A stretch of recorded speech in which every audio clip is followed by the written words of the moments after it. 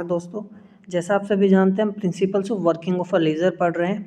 हम absorption of radiation जिसको हम बोलते हैं स्टिमुलेटेड एब्जॉर्प्शन कर चुके हैं, स्पॉन्टेनियस इमिशन हम ऑलरेडी कर चुके हैं।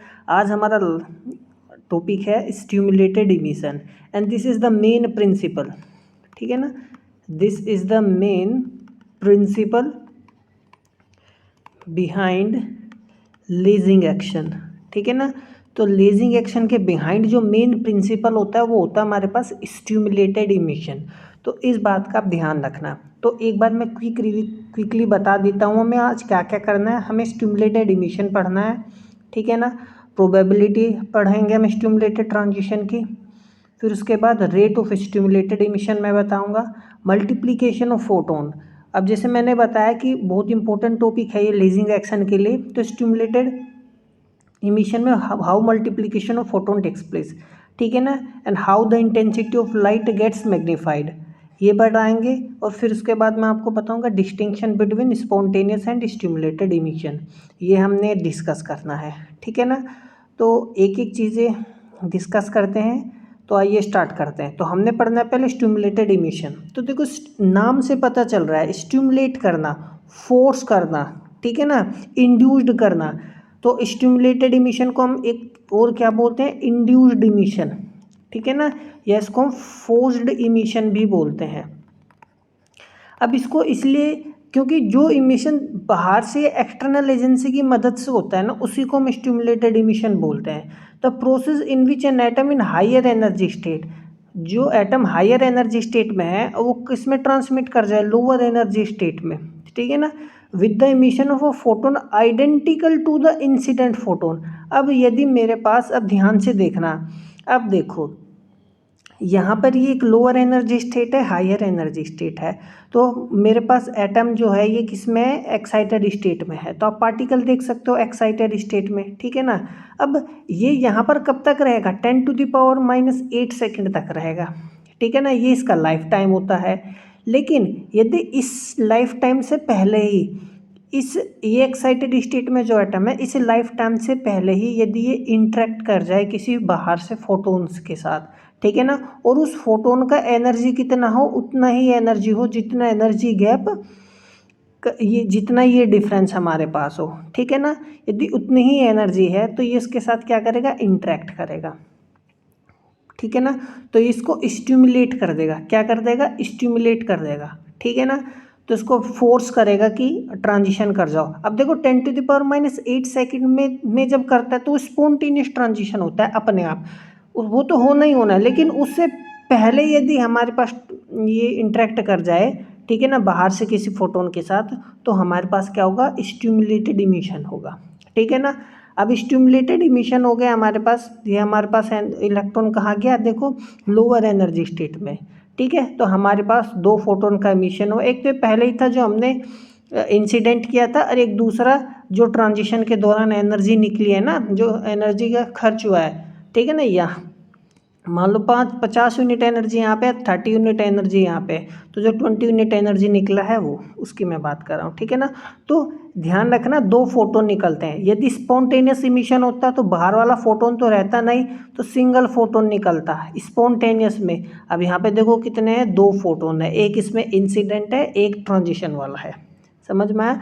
तो वही है the process in which an atom जो हायर एनर्जी स्टेट में जंप करता है लोअर एनर्जी स्टेट में with the emission of photon identical to the incident photon is called stimulated emission, ठीक है। यहाँ पर एक लाइन में भी इसको डिफाइन कर सकते हैं, द फोर्स्ड इमिशन, ठीक है ना, द फोर्स्ड इमिशन या the forced transition is called spontaneous stimulated transition. तो इसको हम फोर्स्ड ट्रांजिशन या इंड्यूस्ड इमिशन भी बोलते हैं। यदि हम बात करें दैट द प्रोबेबिलिटी होगी ट्रांजिशन या नहीं होगा, अब देखो यहाँ पे ये एक्साइटेड स्टेट में मेरे पास पार्टिकल है, ठीक है ना। अब ये किसके साथ इंटरेक्ट कर रहा है, बाहर से जो फोटोन आया है उसके पास जो बाहर से हमने लाइट इंसिडेंट किया ना, उस लाइट की एनर्जी डेंसिटी कितनी है, क्या है, एनर्जी डेंसिटी, समझ में आया, कोई दिक्कत है। अब यहाँ ध्यान से समझना दो चीज़ें, तो जो प्रोबेबिलिटी होगी है ना सेकंड स्टेट से फर्स्ट स्टेट में आने की, है ना। अब देखो सेकंड स्टेट से फर्स्ट स्टेट में तो स्पॉन्टेनियस भी आ सकता है, लेकिन हम किसकी बात कर रहे हैं, स्टिमुलेटेड की। वो डायरेक्टली प्रोपोर्शनल होता है फोटोन डेंसिटी के, या एनर्जी डेंसिटी हम कहते हैं। समझ में आई बात। और इसको प्रोपोर्शनैलिटी कांस्टेंट को जब हम हटा देंगे तो हमारे पास क्या मिलेगा, Einstein coefficient for stimulated emission. अब एक बात ध्यान से देखो, मैंने कल भी क्लास में बताया था आइंस्टाइन कोफिशिएंट हमारे पास दो तरीके के होते हैं, ठीक है ना। समझ में आया, एक होता है ए, एक होता है बी। ये किसके लिए रिजर्व है, ये स्पॉन्टेनियस ट्रांजिशन यदि हो, स्पॉन्टेनियस किसके लिए, स्पॉन्टेनियस ट्रांजिशन हो, चाहे वो इमिशन हो एब्जॉर्प्शन हो, ठीक है ना। अब देखो स्पॉन्टेनियस एब्जॉर्प्शन तो वैसे होता नहीं है, ठीक है ना, आप जानते हो मैंने कल बताया था। ये किसके लिए होता है, स्टिमुलेटेड, है ना। ये क्या होता है, स्टिमुलेटेड। अब यदि स्टिमुलेटेड एब्जॉर्प्शन होगा तो क्या होगा, पहली स्टेट से दूसरी स्टेट में जाएगा, यदि स्टिमुलेटेड एब्जॉर्प्शन की मैं बात करूँगा, ठीक है ना। यदि इमिशन होगा तो सेकंड से फर्स्ट स्टेट में आएगा। इस तरीके से इनको हम इनको डिफाइन करते हैं, ठीक है ना। मैंने कल भी ये चीज़ आपको बताई थी। तो हमने जैसे मैंने कहा आइंस्टाइन से कोफिशिएंट है स्टिमुलेटेड इमिशन, ठीक है ना, सेकंड से फर्स्ट स्टेट में है। तो ये it is a constant characteristic of the atom and represents the property of the energy state. अभी जो एनर्जी स्टेट है ना, ये जो एनर्जी स्टेट है, ये जो एनर्जी डिफरेंस है, ये विशेष हर एटम के लिए क्या होगा, अलग अलग होगा। एनर्जी डिफरेंस तो हर एटम का अलग अलग होता है, ठीक है ना। इसी वजह से आइंस्टाइन कोफिशिएंट जो है हर एटम के लिए अलग अलग होगा। इसकी विशेषता होती है, कांस्टेंट कैरेक्टरिस्टिक होती है हर एटम की, और रिप्रेजेंट करता है प्रोबेबिलिस्टिक ट्रांजिशन, ठीक है ना। समझ में बात कर रहे हैं यदि हम रेट ऑफ स्टिमुलेटेड इमिशन, किस रेट से होगा, यानी नंबर ऑफ ट्रांजिशंस, जो नंबर ऑफ एटम्स हमारे पास हायर एक्साइटेड स्टेट में है वो कहाँ आएंगे, लोअर स्टेट में आएंगे। यदि हायर एक्साइटेड स्टेट में स्टिमुलस किया जाए, उनको इंड्यूस्ड किया जाए, समझ में, तो जो number of transitions per unit volume पर सेकंड हो रहे हैं उसको बोलते हैं रेट ऑफ स्टिमुलेटेड इमिशन। समझ में आई बात, ठीक है ना। तो जो रेट ऑफ स्टिमुलेटेड इमिशन होता है, rate of stimulated emission, number of जो ट्रांजिशंस जो हो रहे हैं वो निर्भर करता है नंबर ऑफ पार्टिकल्स पर जो एक्साइटेड स्टेट में हैं, और उस पर भी निर्भर करता है जो हमारे पास एनर्जी डेंसिटी है, ठीक है ना, इंसिडेंट फोटोन की। समझ में आई बात, ठीक है ना। तो होपफुली आपको डाउट नहीं होना चाहिए। और यहाँ पे यदि हम ये आइंस्टाइन कोफिशिएंट ही आता है हमारे पास, ठीक है ना, ये हो गया। तो जो रेट ऑफ स्टिमुलेटेड इमिशन होता है number of atoms per unit volume, काफ़ी बुक में आप देखना है ये नंबर ऑफ एटम्स लिखा रहता है in higher energy level and two, है ना, ठीक है ना। तो आपको समझ जाना है एक्चुअली में नंबर डेंसिटी होता है, number of atoms per unit volume होता है, और ये density of radiation energy incident on the atom, ठीक है। समझ में आई बात, कन्फ्यूज़न नहीं होना चाहिए। अब बात करते हैं मल्टीप्लिकेशन ऑफ फोटोन की। अभी जैसे मैंने बताया स्टिमुलेटेड इमिशन जो होता है ना, ठीक है ना, मेन प्रिंसिपल यही है लेजिंग एक्शन का। स्टिमुलेटेड इमिशन क्या है, मेन प्रिंसिपल है लेज़र एक्शन के लिए। अब ऐसा क्यों है, क्योंकि स्टिमुलेटेड इमिशन में क्या होता है, मल्टीप्लिकेशन ऑफ फोटोन्स होता है, बहुत सारे फोटोन निकलते हैं, ठीक है ना, एक ही डायरेक्शन में। और वो कैसे होता है, क्यों होता है, अब एक बार ध्यान से देखो हम ये लोअर एनर्जी लेवल अपर एनर्जी लेवल देखो, तो सबसे पहले क्या होता है, एक्साइटेशन होता है। तो लोअर एनर्जी से इलेक्ट्रॉन कहाँ चला गया, हायर एनर्जी स्टेट में गया, हमने बाहर से एनर्जी प्रोवाइड की, तो लोअर एनर्जी से हायर में चला गया गेन करके। समझ में आया, ध्यान से देखना। फिर क्या होता है, स्पॉन्टेनियस इमिशन, एब्जॉर्प्शन तो हो गया, स्पॉन्टेनियस इमिशन। अब देखो ये अपने आप आ गया यहाँ पे ऊपर से, जब ये 10⁻⁸ सेकेंड इसका पूरा हुआ तो ये हायर स्टेट से लोअर स्टेट में आ गया, तो उसने क्या रिलीज़ किया, फोटोन रिलीज़ किया। ध्यान से समझो, ये फोटोन रिलीज़ होगा। अब देखो जो मेरे पास सैंपल होता है ना, उसमें तो बहुत सारे एटम होते हैं हमारे पास, होते हैं नहीं होते हैं, ठीक है ना। अब मान ले इस वाले ने क्या कर दिया, स्पॉन्टेनियस इमिशन हुआ और इसने क्या रिलीज़ किया, फोटोन रिलीज़ कर दिया इस वाले एटम ने। अब ये ऑलरेडी किस में है, मान लो एक्साइटेड स्टेट में है, किस में, एक्साइटेड स्टेट में है, और ये 10⁻⁸ सेकेंड अभी हुआ भी नहीं है। तो इसने जो स्पॉन्टेनियस इमिशन का जो फोटोन रिलीज हुआ था ना, इसने जाके इस वाले एटम को स्टिमुलेट कर दिया। समझ में, ठीक है ना, ये जो सैंपल है इसको क्या कर दिया, स्टिमुलेट कर दिया, ठीक है। तो अब ये अपना 10⁻⁸ सेकेंड पूरा होने से पहले ही क्या कर जाएगा, ट्रांजिशन कर जाएगा। अब देखो ये बाहर जो एक फोटोन आया, इसने इसको स्टिमुलेट कर दिया और ये ऊपर से नीचे की तरफ आ गया, तो ये हमारे पास से 2 फोटोन निकल गए। समझ में आया? तो आया एक था, निकले हैं 2, एक तो ये वही है इंसिडेंट वाला है और ये क्या T4 ट्रांजिशन वाला है। समझ में आया?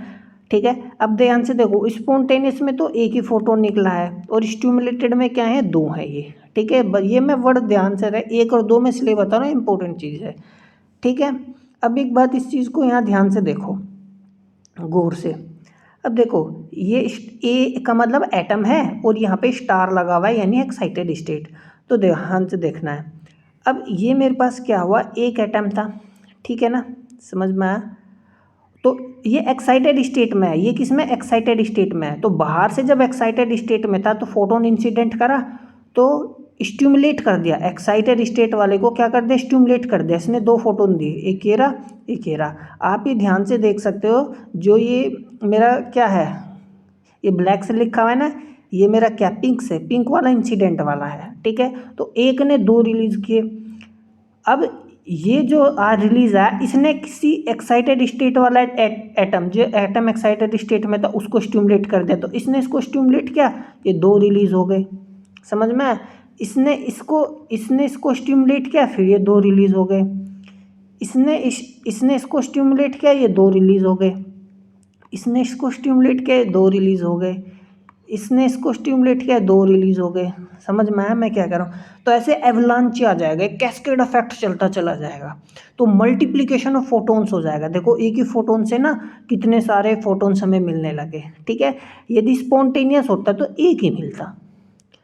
स्टिमुलेटेड इमिशन की मदद से क्या हुआ, मल्टीप्लिकेशन ऑफ फोटोन्स हुआ, जिसको हम कहते हैं एम्प्लीफिकेशन ऑफ लाइट। अब ज़्यादा फोटोन निकल रहे हैं तो इसका मतलब क्या हुआ, एम्प्लीफिकेशन हुआ या नहीं हुआ, है ना, लाइट ज़्यादा बाहर निकलेगी ना।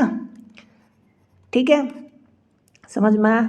अब आप देख सकते हो, जैसे यहाँ 2⁻0 2⁻1 उसी को डिफाइन किया गया है कि आप ध्यान से देखो, ये 2 रिलीज हुए, ठीक है, एक ने 2 रिलीज किए, फिर अब यहाँ पे देखो क्या, ये 2 थे, ये 2 थे, अब 2 ने कितने रिलीज कर दिए, 1 2 3 4, 2 थे ना, कितने रिलीज कर दिए, 4, तो 2⁻4। अब देखो ये कितने हैं, 1 2 3 4, 4 है, तो कितने रिलीज करेगा, 2⁻4। इस तरीके से ये चल रहा है। ठीक है ना, तो मल्टीप्लिकेशन हो गया स्टिमुलेटेड फोटोन्स का इनटू एन एवलांच। इसी तरीके से लाइट का एम्प्लीफिकेशन होता है और हम ये पूरा प्रोसेस बाहर से कंट्रोल करते हैं। हम क्या करते हैं, कंट्रोल करते हैं, हमारे पास रेजोनेंट कैविटी होती है, हम फिर क्या करते हैं, इन फोटोन्स को एक डायरेक्शन में अलाइन करते हैं। ठीक है ना, क्या करते हैं, एक डायरेक्शन में अलाइन करते हैं। अब आप ध्यान से देखना, मैंने आपको बताया था, देखो स्टिमुलेटेड ट्रांजिशन में क्या होगा, जो बाहर से फोटोन आएगा ना, वो उसका एनर्जी उतना ही होना चाहिए जितना ही एनर्जी गैप है। तो देखो दोनों का फ्रीक्वेंसी भी सेम है, हम एक डायरेक्शन में अलाइन भी करते हैं, है ना। अब देखो 10⁻⁸ सेकेंड से पहले रिलीज हो जाता है, तो देखो एक ब्रेक भी नहीं होता, कंटिन्यूस फ्लो होता है, तो फेज में भी रहते हैं। समझ में आया? अब देखो जैसे एक फोटो निकला तो हमारे पास एक वेव ट्रेन ऐसे निकलती है, फिर दूसरा फोटो निकलता है 10⁻⁸ सेकेंड के बाद, तो फेज मेरे पास और एक ब्रेक हो जाता है, तो ऐसे चलता है। तो ये फेज में ब्रेकिंग होती है, तो ये कोहेरेंट नहीं होता। स्पॉन्टेनियस इमिशन में ऐसे ही होता है, लेकिन 10⁻⁸ सेकेंड से पहले लाइट का इमिशन होता रहता है, कंटिन्यूस इमिशन चलता है सेम फ्रीक्वेंसी का, तो हमें कोहेरेंट लाइट मिलती है स्टिमुलेटेड इमिशन के केस में। ठीक है ना, समझ में? अच्छा, अब बात करते हैं नेट इंटेंसिटी ऑफ लाइट। जो नेट इंटेंसिटी होती है will be proportional to the square of the number of atoms radiating light. Thus आप देखो, तो टोटल लाइट क्या होगा, n² आई है। आई क्या है, एक एटम का जो इंटेंसिटी है जो निकला है, और यदि 2 एटम है तो कितना हो जाएगा, 4I, है ना। अब देखो जैसे क्यों मैं ऐसा कह रहा हूँ, अब देखो ध्यान से देखना, तो 2 एटम है, 1 और 1 2 हो गए, तो कितने, 4 गुना लाइट निकला है ना, 4 गुना इंटेंसिटी हो गया मेरे पास, है ना। तो ये n⁻² I आ गया। तो ऐसे ध्यान रख सकते हो आप। Light emitted through the process of stimulated emission is of very high intensity and we say light is amplified. ये मैंने आपको ऑलरेडी डिस्कस किया है लास्ट टॉपिक हमारे पास क्या है, देखो distinction between spontaneous and stimulated emission. Distinction क्या है, अब देखो ऑलरेडी आप बहुत कुछ चीज़ें समझ गए होंगे, लेकिन फिर भी आप ध्यान से देखो। इसमें without any stimulus energy emission होता है, बाहर से कुछ नहीं करना पड़ता, नेचुरली होता है। इसमें स्टिमुलस एनर्जी है ना, स्टिमुलेट करता है, फोर्स्ड करता है। स्पॉन्टेनियस में जैसे मैंने बताया था सिंगल फोटोन निकलता है, इसमें कितने, 2 फोटोन।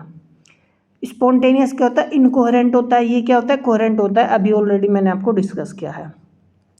इसमें क्या होता है, लो इंटेंसिटी होता है और लेस डायरेक्शन, क्योंकि ये जो प्रोसेस होता है हमारे पास, ये हम अनकंट्रोलेबल होता है, हमारे हाथ में नहीं होता है, ठीक है। अब ये रैंडम डायरेक्शन में फोटोन से लाइट इमिट करता है, कोई इस डायरेक्शन में कोई इस डायरेक्शन में, तो लेस इंटेंस होता है, लेस डायरेक्शनल होता है। ये हाईली इंटेंस होता है, हाईली डायरेक्शनल होता है और कंट्रोलेबल होता है, ठीक है ना, हम इसको लैब में कंट्रोल करते हैं। अब पॉलीक्रोमेटिक रेडिएशन है, क्या है, पॉलीक्रोमेटिक। इसमें अब ये क्या है, मोनोक्रोमेटिक रेडिएशन है। अब जैसे मैंने बताया था, अब स्टिमुलेटेड इमिशन में ये जो स्टिमुलेटेड इमिशन यहाँ से यहाँ जो ट्रांजिशन होता है वो तभी होगा, वो उतना ही होगा जो बाहर से हम फोटोन इंसिडेंट करते हैं ना, उतनी फ्रीक्वेंसी का होना चाहिए। तो एक बार प्रोसेस चलता है और कैस्केडिंग इफेक्ट रहता है, बहुत सारे फोटोन फिर ऐसे ही निकलते चले जाते हैं सेम फ्रीक्वेंसी के, तो सबका वेवलेंथ भी सेम आएगा, तो मोनोक्रोमेटिक रेडिएशन होता है। यहाँ पे पॉलीक्रोमेटिक होता है, यहाँ पे क्या है, एक्साइटेड स्टेट में है, अरे एक सैंपल में बहुत सारे एटम डिफरेंट एक्साइटेड स्टेट में हो सकते हैं, तो वो डिफरेंट एक्साइटेड स्टेट में है, तो अपने आप डिफरेंटली रिलीज होंगे, तो डिफरेंट मोनोक्रोमेटिक रेडिएशन हमें देंगे, ठीक है ना।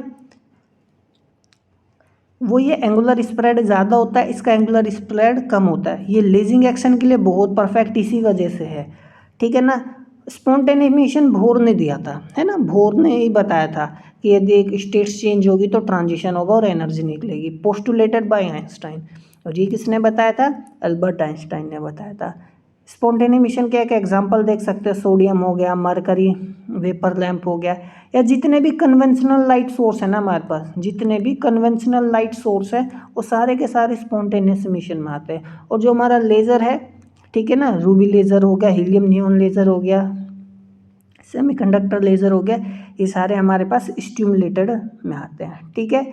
बात यदि हम करें रेट ऑफ ट्रांजिशन की, तो स्पॉन्टेनियस में देखो क्या होता है, स्पॉन्टेनियस में ये होता है हमारे पास, ठीक है। आप भली बात ही जानते हो अपने आप होता है, तो इसलिए देखो एनर्जी डेंसिटी भी नहीं है फोटोन का, बाहर से थोड़ी ना कोई करता है उसको। यहाँ पे देखो फ़र्क क्या है, एनर्जी डेंसिटी है, ठीक है ना। अब देखो स्पॉन्टेनियस में ए आता है और स्टिमुलेटेड में बी, ये मैंने आपको बताया था, ठीक है ना। और नेट इंटेंसिटी इसमें क्या होता है, एन टाइम्स होता है नंबर, एन क्या है, नंबर ऑफ एटम्स है, एन क्या है यहाँ पे, नंबर ऑफ एटम्स है, और आई क्या है, इंटेंसिटी ऑफ सिंगल एटम से जो लाइट निकला हमारे पास, ठीक है ना। तो स्पॉन्टेनियस में एन आई होता है, इसमें एन स्क्वायर आई होता है, ठीक है, ये मैंने अभी डिस्कस किया था आपको। तो ये हो गया हमारे पास टोटल स्टिमुलेटेड इमिशन खत्म हो गया, ठीक है ना। उम्मीद करता हूँ आप चैनल को सब्सक्राइब करोगे। आपको कोई चीज़ समझ में नहीं आ रही है तो आप मुझको कमेंट में बताओ, ठीक है ना, या कोई पर्टिकुलर टॉपिक है जिसको आप पढ़ना चाहते हो वो मुझे बता सकते हो, मैं कोशिश करूँगा उसको कवर करने की। तो मिलते हैं अगले लेक्चर में, तब तक पढ़ते रहिए, नमस्कार।